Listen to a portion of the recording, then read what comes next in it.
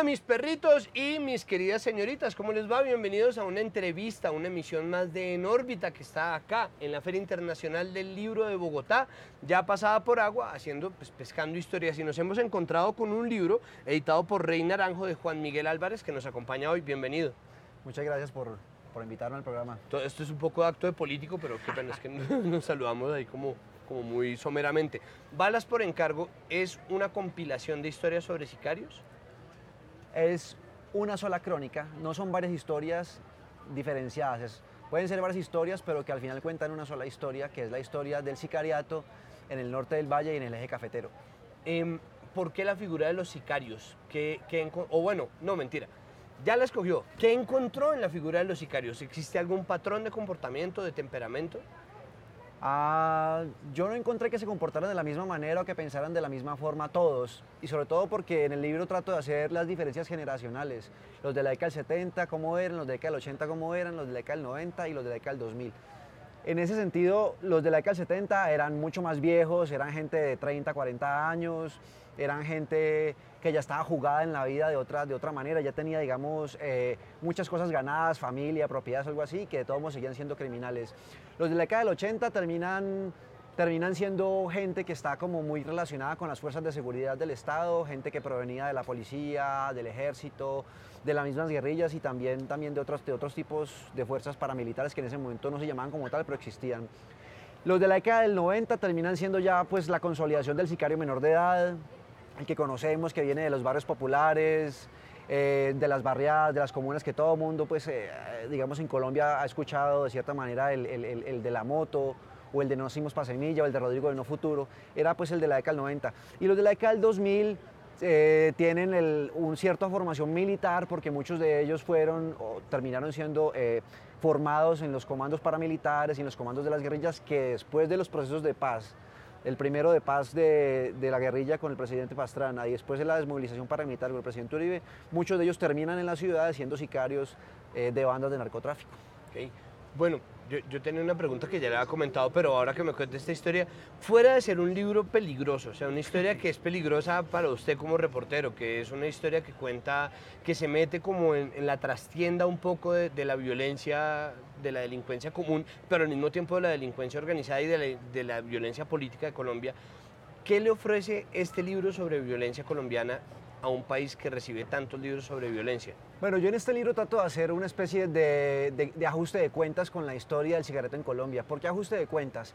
Porque la historia del sicariato en Colombia ha sido contada en su mayor medida desde la historia del sicariato del menor de edad. El sicario de barrio popular, muy socorrido en la historia reciente de Medellín, de Cali, también aquí en Bogotá, en Soacha y en Casucá, pero el sicariato en Colombia es mucho más que eso. Esa parte es la que más hemos contado, pero solamente es una parte. Detrás de eso, o al lado de eso, o por encima de eso, está el otro sicariato que es bastante poderoso, bastante criminal, bastante asesino, y es un sicariato que ha pasado de una manera desapercibida, que es el sicariato profesional, donde hay una cualificación, donde hay un entrenamiento, donde hay unas formas de seguimiento, de asesinato, donde hay unas tarifas distintas.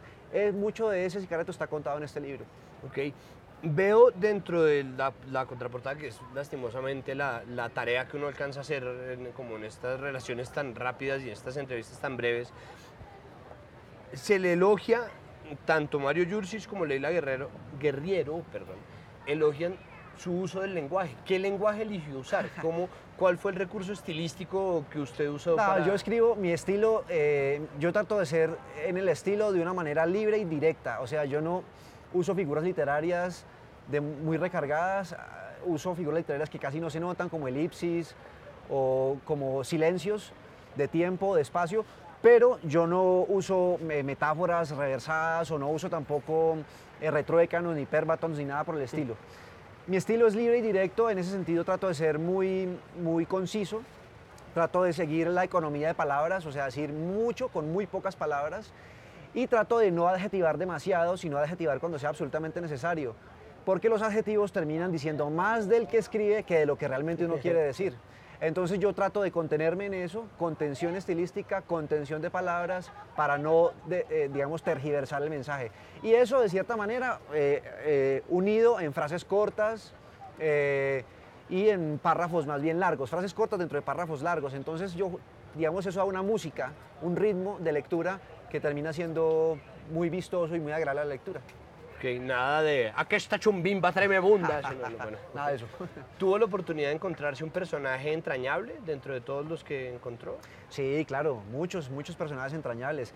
Hay una cosa, cuando yo llevaba ya el 80-90% de la investigación del libro, para mí fue inevitable no sentir lo que ya muchos investigadores sociales han sentido, y es que cuando uno conoce un sicario y uno conversa con él y se acerca a él y lo empieza a escuchar ya no como el periodista o como el curioso, sino que uno lo trata de escuchar como persona, uno se da cuenta de dos cosas. Primero, que son muy criminales, muy asesinos, muy fríos y en ocasiones cínicos, pero por debajo son completamente frágiles, son débiles, y son tan frágiles y tan débiles que terminan siendo muy agresivos para esconder esa fragilidad. Entonces esa dualidad, a la vez tan asesinos como frágiles.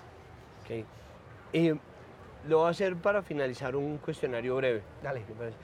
¿Cuál es su personaje de ficción favorito? Mi personaje de ficción favorito, Lena Grove. ¿De qué libro? Es la protagonista de una novela que a mí todavía releo mucho, que se llama Luz de Agosto, que es una de las grandes novelas de William Faulkner. Es una mujer embarazada que viaja a pie atraviesa el estado de Georgia completo para llegar a un aserradero en busca del papá de su hijo, y cuando llega al aserradero se da cuenta que eso es un infierno, y ella termina, digamos, sometida a ese infierno, pero con su coraje y su valentía termina como mostrándole que hay muchos bastiones de dignidad y humanidad a pesar de tanta miseria. ¿Qué canción lo tiene obsesionado últimamente? Canción, una canción de Jethro Tull que se llama Budapest. Yo hago un programita de rock progresivo en una emisora cultural, y el último programa que hice fue un programa de canciones que tenían nombres de ciudades, y canciones de rock progresivo que tenían nombres de ciudades, y escuchando el repertorio llegué a Budapest de Jethro Tull y todavía la escucho todos los días. ¿Qué lo hace feliz? ¿Qué me hace feliz? Una dona de arequipe. ¿Qué lo enfurece? Hacer cola en un banco. Somos dos. ¿Qué es lo mejor que ha probado en la vida? El sexo en la playa de Key Biscayne. ¿Qué lo hace sentir como en casa? El sol canicular. Todo. Sexo en la casa, en la playa. ¿A qué le tiene miedo?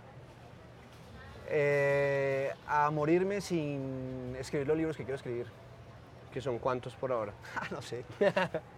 ¿Qué lo inspira? Una mirada. Una buena mirada es suficiente. Okay. ¿De qué equipo es hincha? Fui muy hincha de la América de Cali. ¿De la América de Cali? Sí. Ve.